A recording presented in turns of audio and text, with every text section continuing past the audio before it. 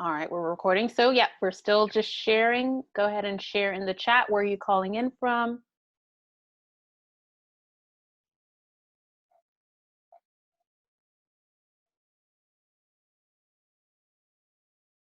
Welcome, Diane.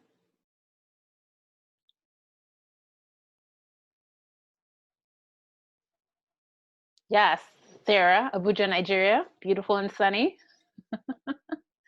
Nice. Make sure I have my timer here. We've got a minute.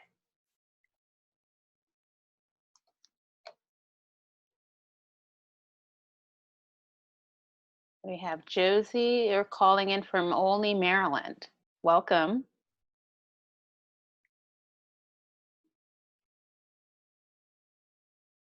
Welcome, Diane.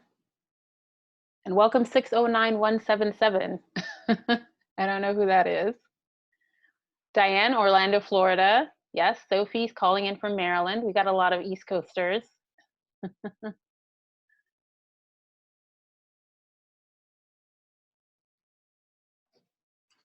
Go ahead and chat. Yes, share in the chat. Okay. Washington, D.C. and Portland. Mary from Portland, Oregon. Okay. All right, so we're at the top of the hour, and so we're going to go ahead and get started, and we'll welcome Ami from Maryland, and we'll have the other folks join in as they come along. So welcome, and thank you guys for being here and taking this time out. I think we're going to have a good time. Just some logistics. I'm trying to keep my eye on the chat at the same time that I'm going to be sharing. So if you have any questions, it might be better for you to raise your hand as we go along. If there's anything that I share that you have questions about or that doesn't make sense. So just go ahead and raise your hand and I'll pause. And if it's, in the flow of what I'm sharing, I'll go ahead and answer in the moment. And if not, I'll check back with you guys towards the end. But so right now, we've, just to clarify a bit on introductions, just to make sure you're in the right place. This is Beyond Your Dream Job, a reframe to create your ideal work experience and legacy. Again, I'm Joyce Spencer, and I am a certified professional coach based here in the Washington, D.C. area. I work with Navy Federal Credit Union, one of the largest credit unions in the world, and I do executive and leadership coaching within the organization. And my passion, beyond just working with leaders, my passion is working with professionals like yourselves, like many of you are, and helping professionals to really focus on what I call their real work, like the work that you're here to do in the world, your unique contribution. And that's why this talk is about giving you a reframe. And a reframe is another way of looking at things and another way of approaching life and the world. A reframe on your work, because a lot of us are focused on finding our dream jobs or around our careers. And I think that there's a bigger picture that we should keep in mind when we're thinking about work. Your work is so much more than your job or career. So we're going to dig into that a little bit deeper today and getting you to the ideal work experience and legacy that you want. And so there's my email. I'll share more about ways you can contact me at the end, but let's go ahead and get into this. So earlier we talked about, you shared where you are physically by location, but right now I want to know where you are, like in terms of where you are on your journey. So just, share in the chat, using the letters that I have here, either A, B, C, or D, which one of these statements resonate with you when describing where you are right now. So maybe you're great at what you do, you just think it doesn't quite allow you to bring your full self and all of your gifts to the table. Or B, you're afraid that if you get a new job, things might be different for a little while and then it's going to be back to the same old. Or you're just like in a state of doneness, like I'm just done. I'm done with the things are right now. Or if it's something else, maybe it's a combination. If it's something else, just go ahead and share a little bit more. I see there are a couple of D's and a couple of A's in the chat. Just for those who wrote D, just, give us a little bit of a description of what it is. Look at, oh, Carol, yay, she's fortunate, she loves what she does. Great. So, hopefully this is something that we can, and you can share a little bit more in the chat about where you are and why you are where you are. And so this is great. There's a mix, and it's great, not because we're having these challenges or whatever is going on with us at work, but great because I think you're in the right place. I think what we're going to talk about and what I'm going to share with you today is going to be helpful, and there's going to be at least one thing that you can pick out to take with you and move forward. So, question for you: is this you, right? Do you, or have you ever been in the situation where you feel like you've been twisting yourself into a knots and into a pretzel in order to try to fit into a job or into a role? And that, while you can bring some of who you are, not all of you is able to sort of like fit into the confines of where you are. So this photo resonates with me because this was me. This was me 6 years ago. This was me exactly. I was in exactly this state where I was a associate director for a small nonprofit, which I loved the work that I was doing in terms of advocacy and the topic, but I didn't quite fit in the role. There were aspects and things that I wanted to bring to the table that the role just didn't quite allow me to do. And I was frustrated and I was getting angry and I felt like I was, sort of like a monkey in a circus. And I felt that it was my boss's job or the role or somebody else's job to figure it out for me and get me something that was going to make me feel like I was really bringing my full self. Well, fast forward 6 years later and me quitting my job and going through this whole experience. And I can honestly say that I'm now in a place where I am working in my zone of genius because I'm focused on bringing my unique contribution to the world, and becoming a coach was essentially me getting more into the work that I believe that I'm here to do in the world. And so one thing that really propelled me and helped me in that journey was I asked myself this question, or rather I made this statement when I was deciding to quit my work. And I said, I want to be paid to be myself. And what would that look like? So, I want you guys to think about that and imagine if you could be paid to be yourself, what would that be? What would it look like if you every single day, whether you're going to work or you're receiving or getting assigned work, you felt like I'm essentially being paid to be myself? And so why is this, and this is sort of what I want to tackle and take with us all through today, because my objective is, you can't get to a place where you feel like you're working in your zone of genius or you're being paid to be yourself if you don't know what it is that's sort of like causing the dissatisfaction that you tend to have in work, right? And many of us experience this, even if we're in things that we tend to love. We, sometimes we find this sneaking thing that keeps coming up over and over again, where we keep getting dissatisfied or just some sort of issue. And sometimes people think it's the role that they're in or it's their boss or a number of different things, but it's not what you think. And I think it's going to be important for us to get to the root of that today in order to help you move forward. And then the other thing that I'm going to share is this reframe, and it's an entire framework, the C.R.E.A.T.E framework, that's going to help you think about the way to get the ideal work and legacy that you really love.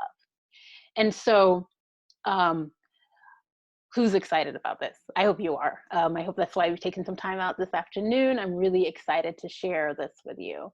And so, in addition, thank you, Tori. And so in addition to this at the end, because I know a lot of times, and if you're like me, you go to a lot of webinars, you love information, we can get stuck in information land. So something else that I want to offer before the end of this discussion today is a way that you can jumpstart your journey, right? Because with everything, when you get information, you want to get into action. So I'm going to share a little bit towards the end about something I'm running through the month of May. Well, I'm currently doing it now in the month of April, but I'll be running it again in May, called the Every Single Day 30-Day Challenge. So more details about that towards the end. And then you can send me an email if you have any other additional questions, but I'll share that more about that in more detail. So back to our question of the day, which I want you to keep in the forefront of your mind as you're thinking and processing. If I could be paid to be myself, what would that be? And so why is this question important, or why do I think this question is important or was important for me?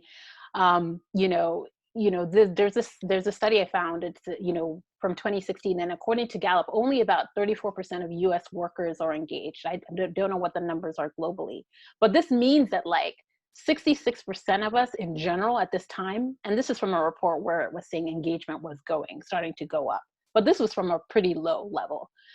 Folks were not engaged, disengaged in work, and all of that. And the thing about it is these type of studies are obviously from the perspective of the companies, right? And what do they care about? They care about our productivity and when they talk about engagement. But what I care about is from the perspective of you, the person who's experiencing this, going to work every single day, feeling disengaged, and feeling like you're not really in the space that you are.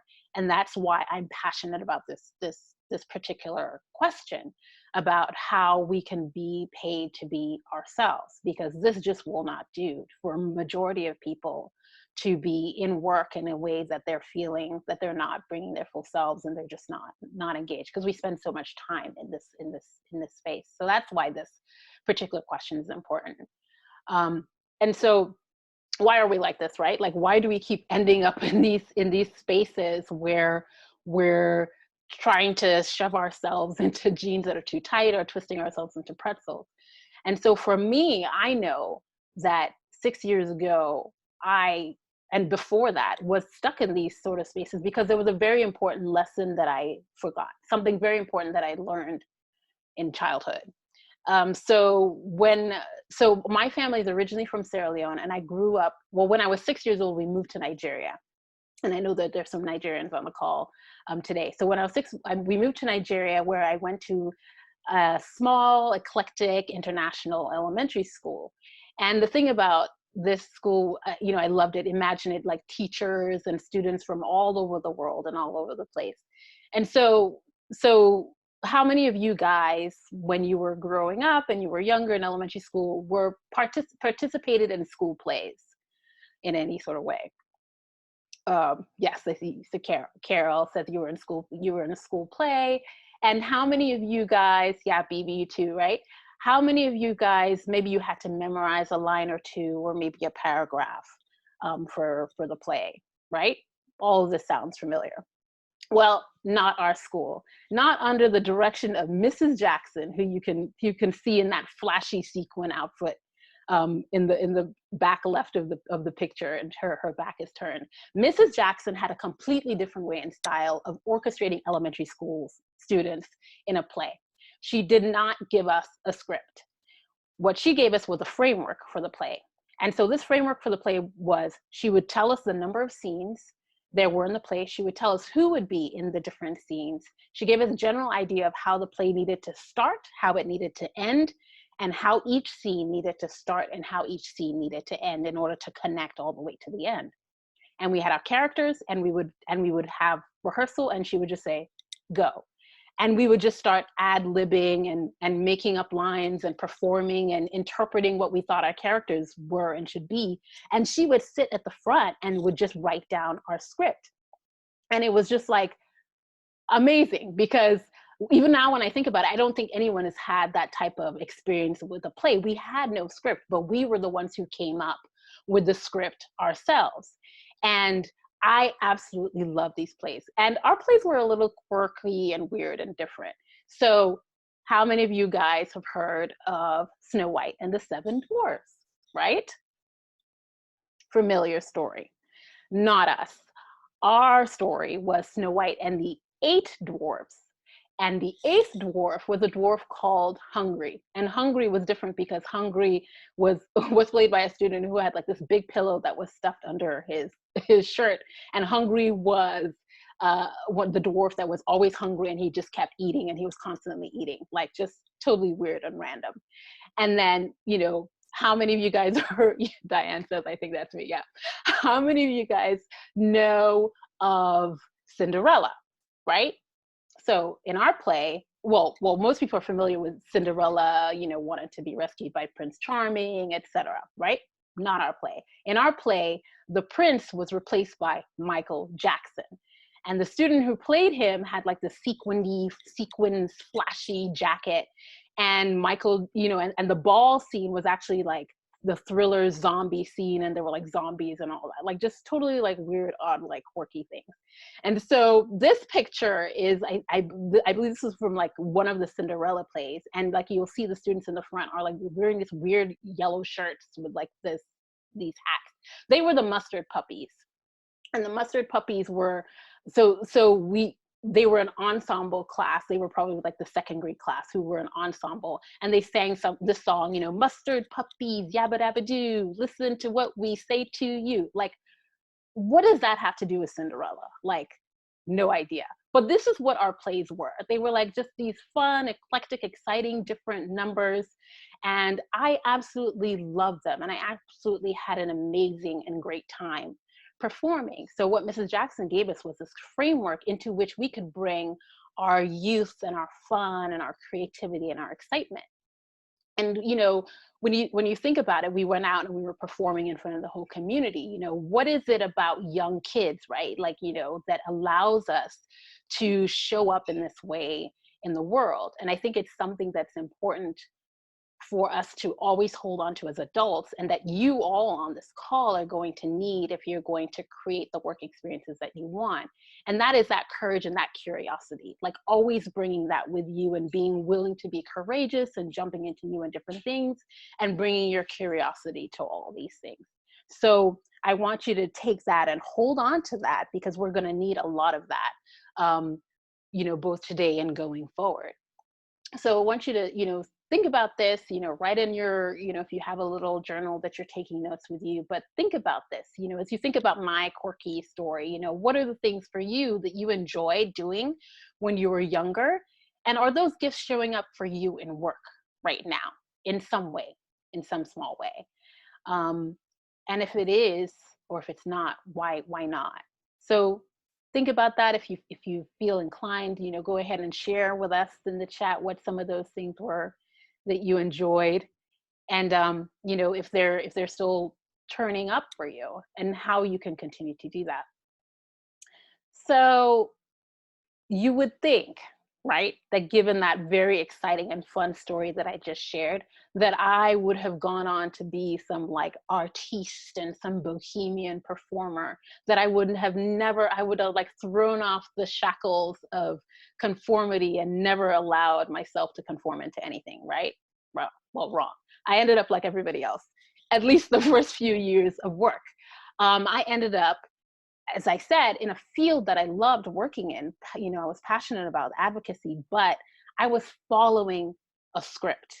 I was following the script that we all get, especially those of us who are here in the East Coast of the United States, about being productive, like perform, do this, get it done. Like, what did you do this morning? Like knocking things off your list. And all of these things were really getting me stressed and frustrated and aggravated, and really disengaged. And I realized now looking back, that this is what truly, forget what role I was playing, forget, what the field was. What was really at the root of my dissatisfaction at work was my constant pursuit of productivity, of trying to be on that hamster wheel.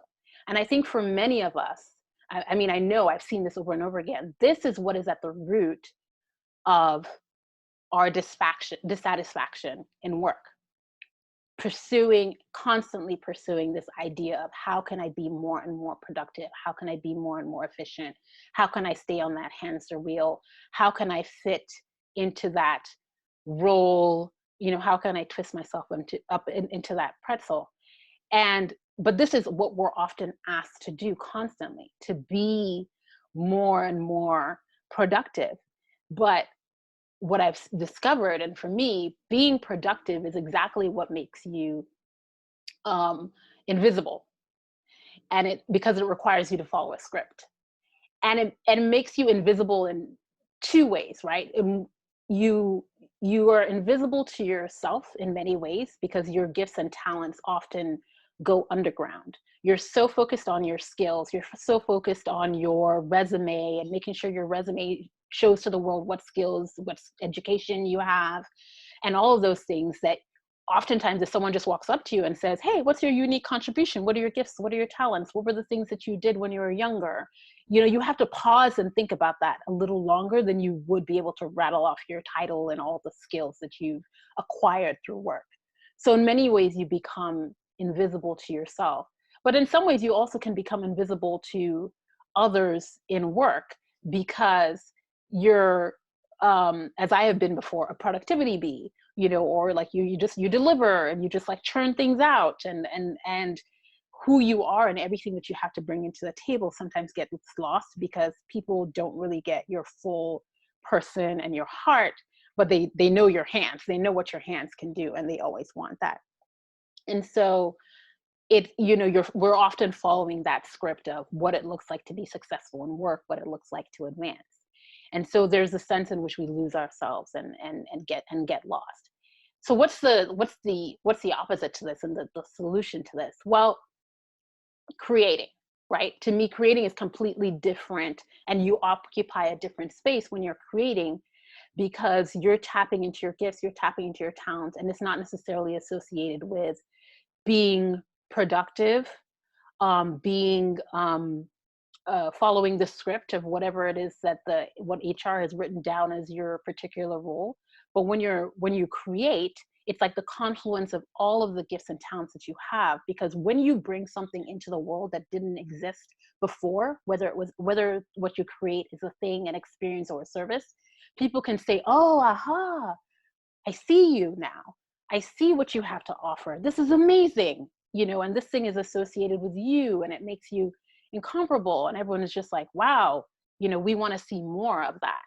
And so that's what helps you, and I've discovered, to make you seen and to stand out and to stand apart, the act of creating and bringing things forth. So people always talk about don't work harder, work smarter, work smarter, not harder. And for a long time I was just like, what does that even mean? Like, what is it that they mean? Is it like the 4-hour work week? Is it doing less? What is it? And I think all of those have their place, but really working smarter means leaving behind that whole idea and that mentality of I'm here to be productive, to adopting the mentality of I'm a creator, and I was born to create and bring things into this world, and those things that I create are my unique contribution to the world. And to me, that's what working smarter is. Shifting out of one mindset and getting that reframe and switching into the new mindset and asking yourself, not how can I be productive today, but what will I create today? What will I bring into the world?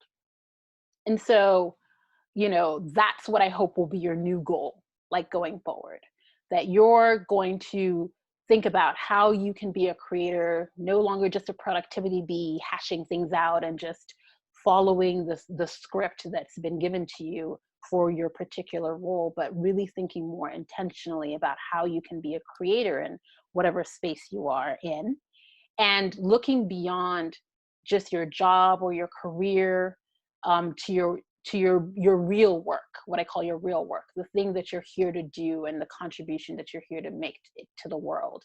Because then at the end of that, you're obviously going to be getting paid to be yourself, right? You're showing up in your full gifts and all of your talents. And whether you're in a particular role, in a job, in an organization, or you leave and you go and do your own business, wherever you end up doing that work, the pay is coming to you for you and for the things that you create, and you're essentially being paid to be yourself. So I hope that's going to be your new goal and what you are aspiring to do and be and bring into the world. So temperature check, truly, honestly. Some of you might be asking, oh, this is nice, but is this even possible for me? Can I do this?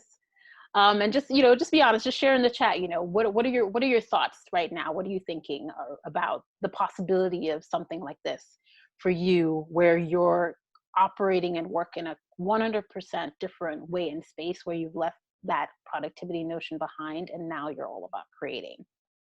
Just some thoughts. Thanks, Mary. Yeah, paradigm shifting. Do you believe this is possible? Yeah, definitely some financial questions. Folks are in transformation. Yeah, great question, Coney. How do you change your mindset when the office stays in productivity mindset?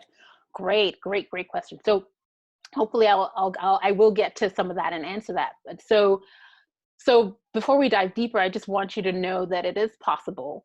And it's not just possible because it's something that I've done and I've seen and worked with clients through, but it's something that's possible because Maura did it. So who's Maura? So Maura is, okay, so the first 2 times that I met Maura was massaging my back. Why?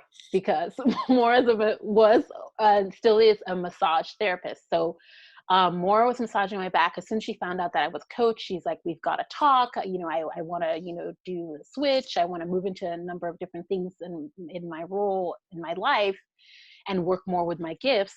And we had one conversation, and I shared a lot of the things that I'm going to share about with you guys today about as it relates to the framework. And it was not 4 or 5 weeks later that I got this text from Maura, where she shared that, so she says, thanks again for chatting with me, and she wanted to share great news, which was that she took my advice to heart to find a job that pays her to be herself. Because I was talking to her about all of that I just shared with you guys today, and it worked. And she started this new job on March 2nd. And I'll share more at the end about like what her role is and what she's working in and doing now. But I share this just so you know that it doesn't have to be a long slog. Like this took me, I would say, from when I started my journey to the end, 2 years to get into that true sweet spot. But for Maura, it was within a matter of weeks of her just making some critical changes and shifts. So the journey is different for everyone, but it is possible. And so the challenge that you'll face, that I face, is the same old challenge that we all face, in that we always want to follow a script. We want a step-by-step map. But the thing about scripts isn't that what got us in trouble, right, in the first place? Isn't that what has gotten us to the place where we are right now in life, where we feel stuck trying to follow scripts? So if we take the lesson and learning that we get from Mrs. Jackson, I hope you feel that you don't need an exact script about how you're going to get to this place. But what I will share with you is a general framework, a framework that's going to support you, where you're going to put your creativity and your curiosity into that framework. And the funny thing about scripts too is, and just full disclosure, while I was prepping and preparing and practicing for this webinar, I practiced with a friend, and I was getting stuck in my head and actually starting to follow a script. And it was just not as good as it could be. And at the end, she's like, I think this would be better if you didn't follow a script exact and just, had like your general framework. Because I literally had like a piece of paper and like an iPad in front of me, and I was trying to follow the script, and it was just not helpful. So I shared that to show that trying to following a script is just never going to be something that's going to help you get to where you want to go. Framework's helpful, script just won't allow you to have all that space and creativity. So I hope you know that you probably have a lot of examples of yourself, of things that you jumped into that have turned out really great, that you just didn't have a step-by-step plan for. You had courage, you tried, you experimented, and you had a general sense, and it worked out well, right? So keep that in mind as we go through this conversation and as we go beyond this. You don't need a step-by-step script. You don't have to have all the answers. Just be ready to be brave and go forth. So let's get right into it. So the C.R.E.A.T.E framework is a general framework to help you to create the work experience and legacy that you want. And it's something that I will share it in order the different frames, when you start and go through it, it's important to probably tackle them in that order. But then once you've gone through it once, it's something that you can go and tackle in any order. And it's a cycle. And it's something that you will continually use going forward. And so I'll go into deeper detail with the first 3 steps, and then the last few, I won't have enough time today to go into as much detail, but we'll touch on all of it, and I think you'll have enough to get started. So the first step really is clarifying your unique contribution. I'll explain a little bit more about that. Reframe your environment, express your gifts for yourself, activate your gifts for others, track, get feedback, and reflect on your offerings, and then evolve, go beyond what you learn, and repeat. Don't worry, you guys will get the recording, so you don't have to memorize this. So let's talk about the first step, clarifying your unique contribution. It is so important that you're focused on not just your skills and all the things that are needed in order to fill a role in the job market, but you think about you and your gifts, your strengths, and your talents, because those are the things that you're going to create from that are really going to make you stand out. And so you have to do the work of figuring out and clarifying for yourself what are those things that I bring to the table that are a unique contribution, unique to me, and that are valuable to the world, that others say, oh my goodness, this was valuable, I got a lot of things out of this. Before I dig too deep into this, because I know our type of thinking, I want to share a little known secret about clarity, because I know I said you should clarify your unique contribution. Clarity is actually never probably your very first step in any particular journey. I know we like to seek out knowledge, we like to seek out information, that's why you're here, but more important than clarity is courage. You're always going to need, and it's always going to be more useful for you to have courage and to be exercising courage than for you to have perfect, crystal clear clarity about anything that you want to do. Because courage is what is going to allow you to do something very important, and that is take action. And action, contrary to popular opinion, is what actually leads to clarity, not the other way around. People often think, okay, I need to get clear, I need to understand this, I need to get this, I need to map this out so that I know what to do. Wrong order. You need to take action, even if it's micro action, baby step of some sort. And that's what actually creates more and more clarity. Then you'll take another step because you'll know what your next step is once you've taken some action. Then you get a little more clarity, then you take more action. And that's actually what the cycle of action and clarity is. And that's the proper order.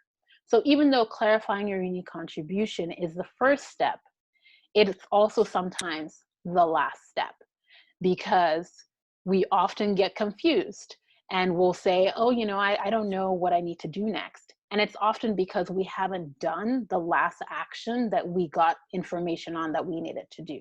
And you probably even now already know in this moment what you're supposed to do next. But maybe you're hoping for some confirmation or some more clarity. And I would just say, just go for it. Take that baby step. You'll get more clarity, and that's going to unlock your journey and help you move forward. But more on clarity, I want to share about a good friend of mine, Margaret, and many of you guys know Margaret. And I love sharing Margaret's story because Margaret attributes one of the exercises that I presented during one of my earlier workshops, the How to Be a Better Collaborator workshop, with helping her to get some very clear, crystal clarity on what she wanted to do and offer into the world. So at the time, and still now, Margaret's in the legal field. And so we went through this exercise where we talked about what's your world and what's your unique contribution and what are the things that you want to bring. And she was like, oh, I'm all about food, I'm all about culture. And she started experimenting and getting into that work. And years later, she is catering, got her whole business going on, and still doing her full-time work. I don't know how she does it, but she is truly working in her zone of genius and making a unique contribution and giving us a lot of things to the world, bringing things to the world. So Tori, I see your question. What if you don't know what your unique contribution is? So this is, and I can definitely clarify a little bit more. Your unique contribution is going to be a mix of a lot of different things. It's going to be a mix of your strengths, your gifts, and your talents, and things that you love doing. But what I was sharing is that we often get stuck because we think that I need to know clearly exactly what my unique contribution is. And you're probably not going to know what that is exactly until you experiment, take some action, and create something. Create something small, put it out into the world, and see how people respond, and see how you feel about it and respond. But I'll share a little bit more about that. But that's why I shared earlier that people get tripped up about clarity and a lot of things about what it is that they have an offer to bring to the world, because they think they need to know it precisely and exactly. You really just need a very vague, foggy sense of something, and then the courage to experiment with it. I'm still figuring out what my unique contribution is, but I'm still out here in the world making offerings. I know what some of them are, but probably not all of them. So it's not about being perfect. It's just about having the courage to take some action. And so I share the story about Margaret because she is, to me, a great example of someone who took the time to figure out what it was that she wanted to offer and what she loved doing in the world. And so, ask yourself, what would it be like if you showed up fully, right? Tori, this is another way of thinking about what is, the thing that you love. What do you like when you're showing up fully as yourself, when you're creating your I don't know, those moments and those experiences where you show up, or when people respond to you and they love what you're doing. That's another way of thinking about what your contribution is. So the next frame is your environment. Your environment is more than just your physical space. Your environment includes how you spend your time, how you spend your energy, your skills around setting up and setting and maintaining your boundaries so that you're able to manage your energy. This is such an important and critical part of your ability to create, because once you're thinking about your contribution and what you'd want to do and bring into the world, our environments have such a big impact on our ability to actually do that. Because you can have all the greatest ideas in the world. If your environment doesn't support you, you're working uphill. So one of the first things that you really want to do is to set yourself up for success by working on your calendar, your environment, and the things that are in your world and the obligations that you have. So an example I love to think about and share, and I share this with clients often, is, and I'm sure some of you are familiar with it, is this idea of the jars of rocks and the sand. And so the jar on the left sort of shows a jar that is not completely full, well, is full to the brim, because if you think of the large stones as your priority items, the things that are most important to you, if you put a lot of non-priority things, the sand, the things that are less important, the things that are maybe urgent and someone's tugging for your attention, and you don't take the time to do what's most important first, you'll end up with the jar that's on the left. You'll end up not being able to fit the most important things into your life. However, if you have the courage, that word again, to really tackle and wrestle down and figure out how you can commit to doing the most important things first, everything else will fit around that. And I've worked with many clients on this part of their lives, how they can make sure that what is most important gets done first. And so there are a lot of different ways that you can go about it, but just for purposes of today, I want you guys to think about this. Let's do this really quick exercise just to get your minds jump starting on thinking of one of the different ways in which you can reframe your environment. So this exercise is to imagine that your calendar, whatever it is completely wiped clean. The slate's wiped clean. You have no obligations, no responsibilities, and you get to start all over again with your calendar and your obligations. What are the three things, if you could only add three things to your calendar, what are those 3 things that you would put back on your calendar? And you can share this, if you can share in the chat, if it's not too private. But what are the 3 things that you would put back on your calendar? Nikosi, writing and talking to people. There isn't even a third, right?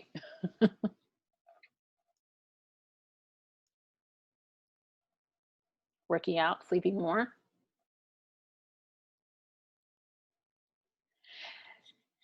Yeah, reading and working out and dog walks, going to the gym. So the point of this exercise is to help you really think about, okay, what is really most important to me? If I could choose, um, and if I could only add 3 things back to my calendar. Because then the question becomes, well, if those things are already on your calendar, the question becomes, okay, how much time am I actually investing in these things? How much time am I actually devoting to these things? How am I protecting these things with my boundaries and what I'm doing? And if you've listed something in the chat that is actually not on your calendar at all, well, that begs the question of how you're spending your time, and what effort and energy are you willing to put in order to bring those things that matter most to you. Because you're a whole person, and your ability to show up and work, your ability to create, and your ability to do all the things that you want to do in life is dependent on your ability to take care of all the things that are actually important to you. And so, just keep that in mind, and keep thinking about that, because that's going to be important for you going forward, as we talk through the rest of this. So the third frame is expressing your gifts for yourself. And this is so important, because those of us who are professionals, we can get trained into just being performance junkies, to being monkeys in a circus, where everything that we do is about, how will other people receive this? How will my boss receive this? Or if you're an entrepreneur, how will my audience receive this thing that I'm creating, this thing that I'm producing? And we're always focused on putting things out for others, and looking to how they will respond to that. But if you're going to continue to be able to fuel yourself and be able to really be in this for the long haul, creating the work experience and legacy that you want, you have to begin to have a moment and space where you're expressing your gifts just for yourself, where you practice being an audience of one, where you know that no matter whether or not this is well received, no matter whether or not I put this thing on, or put this thing, I'm doing this thing and there's no one who cares about it, I care about it. It's a gift that I have. It's something that I'm going to continue to invest in and to grow and bring forth into, not necessarily not to the world, but that I'm going to bring forth and for myself in some sort of way. This is something that people often miss, and it's different from self-care or taking care of yourself. It's different from presenting things to the world. It's that space where you're actually enjoying your gifts for yourself, and actually find a way to enjoy it, and to present it to yourself. So in line with that, there are a lot of studies, about creativity and creativity's impact and support and help for us, as our mental state and aging and growing. And while I think these facts and these statistics are interesting and important, I think what people get stuck on as well is this idea that creativity is just about art, or just about crafts, or things that people think, oh, I'm not that artistic, or I'm not that creative, so I can't do that.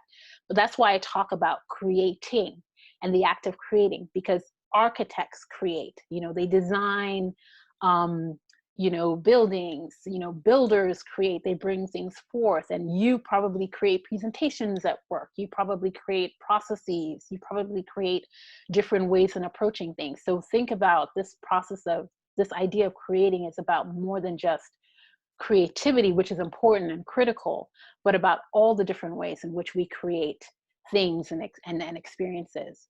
Because this piece and this part of creating and expressing for yourself is about always being fueled up and always being filled up, because creating is to your soul is what breathing is to your body.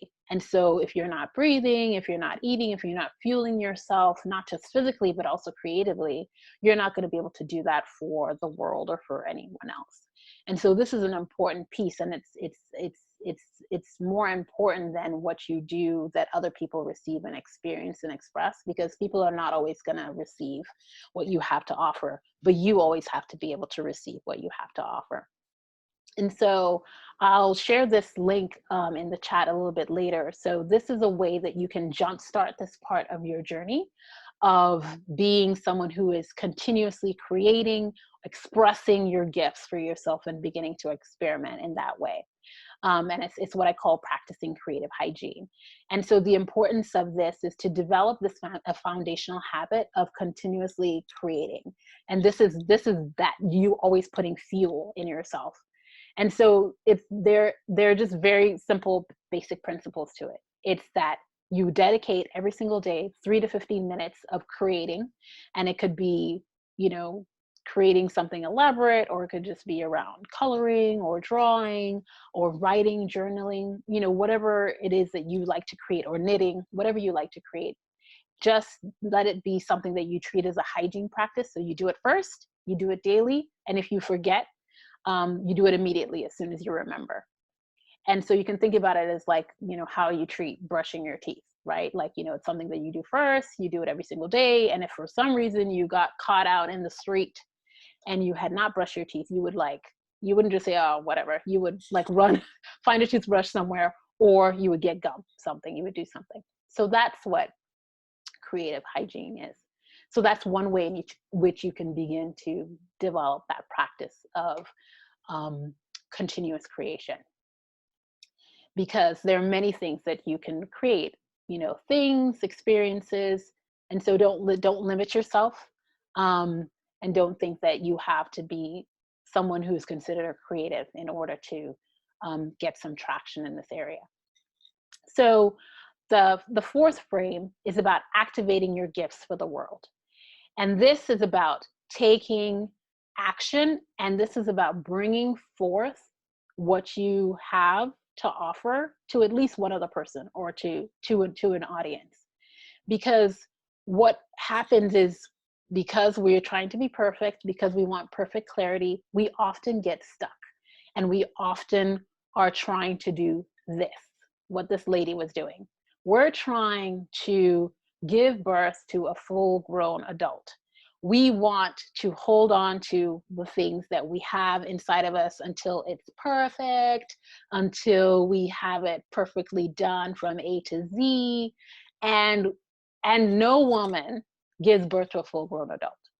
Women give birth to babies, and they're young, and they're perfect, and they're beautiful, but they don't know everything.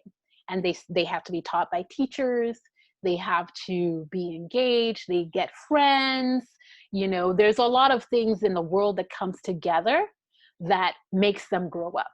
So for those of you who have this habit of like holding on and trying to get, like want perfect clarity about what your contribution is, or want to make sure everything is perfect, you just have to let it go. Take action. Get it out into the world, because by it, the world interacting with you and with what you have to offer is how that thing is going to grow. When I did first iterations of my workshop, every time I delivered it a second time, I was like, why haven't I been doing this more often? Because I would get feedback, I would get insight, and folks would share things. And I'm sure even with this, folks are going to share and give me feedback from today that's going to help this be better and more useful and more helpful. So get things out. Let go of that perfection trap. I know it's hard. I experienced it myself, but this is a painful experience. So here's a challenge that's going to help you. Whatever it is that you have in your head right now that you're like, I think I want to do this thing. I think I want to experiment. I'm going to challenge you right now to let today be the day. So today, after we're done, set a date for this thing that you're going to share it with whoever, with at least one other person. Set a time. If it's something that you want to sell, set a price point and say it publicly. Post it, say it publicly here, even in the chat, if you're going to do that, if you're going to take on this challenge, or share with someone else who's like an accountability partner. But let's get away from constantly trying to make everything perfect and let the world and life help us on this journey by activating our gifts for the world, because the world is long overdue for the things that you have to offer. So the last two frames are very closely attached with frame 4, which is track and get feedback and reflect, right? So that's what I just shared. You're going to put things out into the world. You're going to get some feedback. You're going to, go and grow beyond that. And you're going to just evolve. And you're just going to repeat the whole cycle after this. You're just going to keep rotating and moving through, experimenting. Maybe you'll go back to reframing your environment because you discover and realize that I need some more support in my environment to continue this journey. But this is the whole framework. This is what's going to help you move from being in that productivity mindset into someone who's thinking about I'm going to be someone who's a creator and I create, whether I'm in a role and staying in my job, or whether I'm switching out and going to become an entrepreneur and sell the things that I create. You're going to want to always be in the work of clarifying your unique contribution, but never getting stuck in that. Always exercising courage to keep moving forward. Always doing the work of reframing your environment, making sure that the things around you and your time and your calendar and your schedule are supporting you. You're going to develop a practice where you're always expressing your gifts for yourself, so that you can know that it's important regardless of how the world interacts with it. Activating your gifts for others and being in that feedback loop of tracking and evolving and growing and just, failing forward, as they say. So this is the steps. These are the steps. This is the journey. Share in the chat, what are some of your thoughts? What are some of your questions around this, or concerns? I'll pause for a second before I continue. What questions do you guys have on this so far?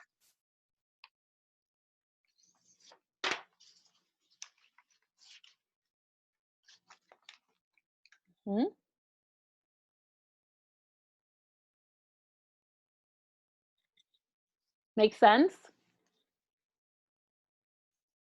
I'm glad. The question is action, right? How are we going to take action?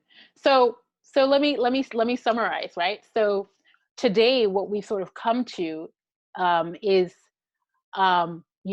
ideally, we want to move away from productivity, the things that are making us dissatisfied, and really take that pause and that step back about wanting to get to be people who are creating, because this is what's going to make us visible and comparable and set apart. You want to start thinking about what are the products, services, or experiences that I can create from my gifts that are going to be my unique contribution and reflect what I have to offer to the world. Because this is how you begin to create fulfilling work that's not dictated by a job title or job description that someone in HR wrote up, but that's fulfilling because you're essentially being paid to be yourself, because you have the skills and the ability to bring yourself and your talents to the fore in a way that people begin to recognize it, whether it's in work or in an entrepreneurial setting, and you begin to be paid for yourself and the things that you have to offer. So here I see a question: how do you stay focused when you have competing priorities that make it difficult to be creative? Yes. So great question. Focus is challenging and difficult because we're often trying to do battle with things that we're just going to lose with those. So that's why that image of those rocks, of those doing those important things first, it's difficult, but it's important to begin to make sure that you're doing the things that are most important first, because getting those things in your day in terms of a sequence done, even if it's just a little bit of time that you spend on it, once it's done and you get it out of the way, you're able to have said that you've done what's most important. But Pauline, and I know Pauline's actually joining the every single day challenge. So I know she's going to be there, and we're going to be talking about this in more detail and getting into that. And so, yeah. So I see Tori, you say you create once your kids go to bed. You're not an early riser. So yeah, and so it's different, and it works for different folks, right? So you could be someone who creates in the start of the day. I find that whether you're an early riser or not, sometimes doing those things first is helpful, but for others, doing it at the end of the day if you can get it in, just as long as you get it in. And so I don't want to forget Maura. So Maura, as you know, as I shared, she was a massage therapist, and so her dream, as she shared, was had to do with writing and engaging and being in an organization and doing work sort of similar to what I do, working with employees and getting folks engaged with work. And that's exactly what she got. So you see, I'm sharing the rest of the message from her. And what she's going to be doing is she's actually going to be writing, working in the zone of her genius, and she's going to be working around employee engagement. And so her moving from, even though she was creating an experience in massage, doing the massage work, she actually wanted to be creating and writing. And so you see that Mara's example is someone who's gone from being sort of like in the entrepreneurial setting into working within an organization. And Margaret's example was someone who was working, and still is within an organization, but has also added this entrepreneurial external piece to her work. So it's not about where you are. It's not about the job. It's not about the career. It's not about entrepreneur.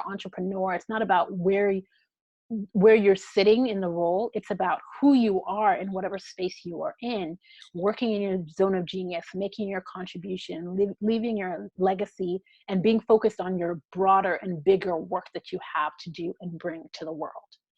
And so my take home question for you, just for you to think about, what will you create, both today and going forward, and in terms of what you want to offer as your unique contribution to the world and your legacy. What is it that you want to create?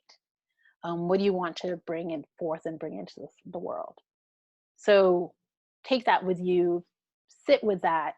Don't worry about having the answer, because this is a long journey. It's not something that you figure out overnight, although if you do, more power to you. But this has taken me years to work through and process through. But it's an important question. And it's an important question because you have things to offer that the world is only going to be better because you're doing that and bringing it to the table.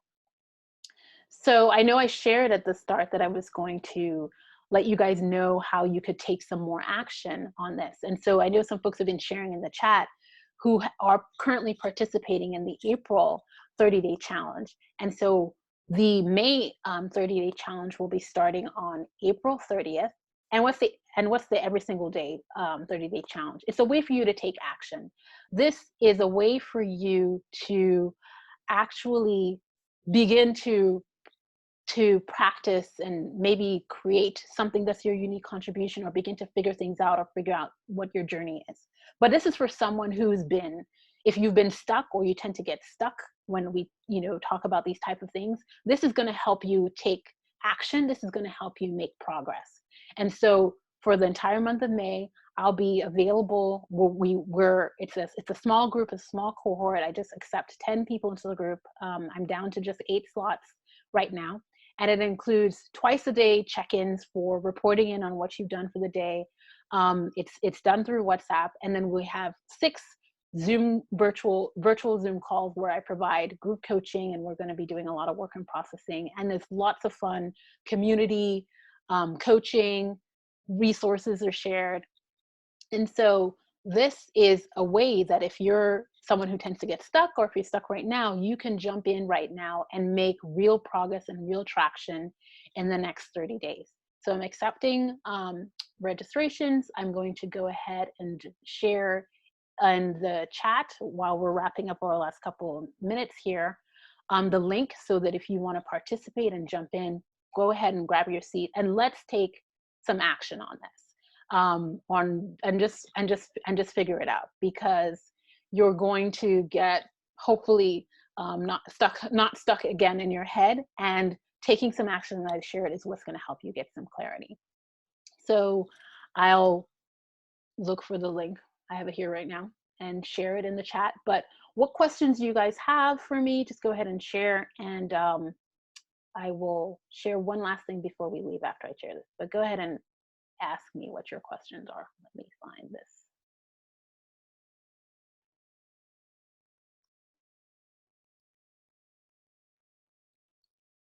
Bye, Mary. I'm just going to go ahead and share the link right here.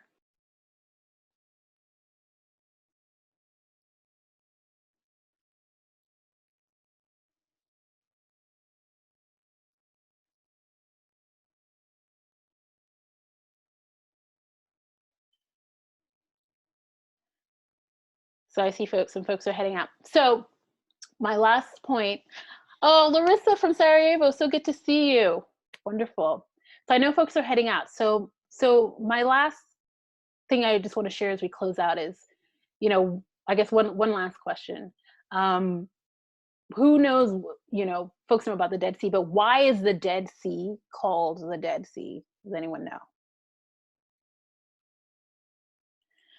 Well, if you know anything about the Dead Sea is called the Dead Sea because it has an inflow. Yes, water flows in, and exactly, Sarah, water flows in, nothing flows out.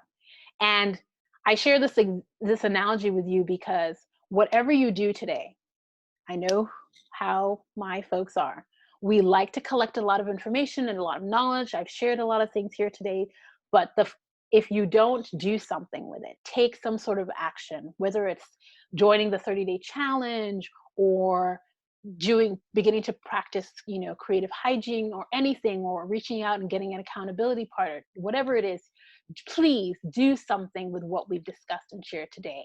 Because the Dead Sea is the Dead Sea because water and information flows in and nothing flows out. But the Sea of Galilee, unlike the Dead Sea, is teeming with life and fish and resources because water flows in and water flows out. So let the flow out for you today be to take some little bit of action. And I wish you nothing but the absolute best on your journey to creating the work experience and legacy that you want, because what you have to offer is so important to the world. And we're all going to be so much better because you showed up fully as yourself. And we cannot wait to pay you to be yourself. So thank you guys so much for joining today. Thank you guys for all that you've shared in the chat. We're out of time. I'm going to stop the recording.